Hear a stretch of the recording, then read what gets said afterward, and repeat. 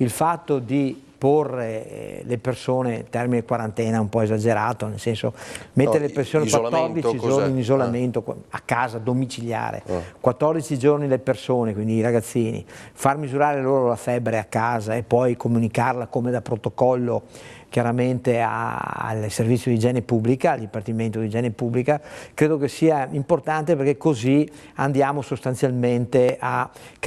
levare di torno, ecco, qualsiasi tipo di considerazione, attenzione, è entrato in classe, c'è questo rischio, eccetera, eccetera. Il fatto di poter, se viene accettato dal Ministero, poter fare questo andrebbe a sopire tanti ragionamenti, no? Dove le mamme si agitano, i genitori si agitano e le scuole anche loro sono ovviamente in allerta. Questo andrebbe a risolvere tantissimi problemi anche a noi della sanità pubblica, perché almeno sappiamo che la persona, il bambino viene ovviamente lasciato a casa, quindi in una situazione di controllo costante e continuo, e contemporaneamente non andiamo a creare disagio a chi ovviamente è in classe e i professori stessi che devono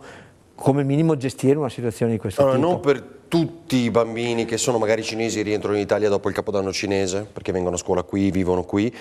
anche i bambini italiani che magari erano in viaggio in questi giorni, ma solo dalle aree colpite, almeno questo abbiamo inteso. Anche perché il problema è la sintomaticità, cioè il fatto che possano non esserci sintomi, giusto? È questo il concetto? Assolutamente sì, i sintomi comparire dopo, iniziare con febbre e poi man mano rapidamente avere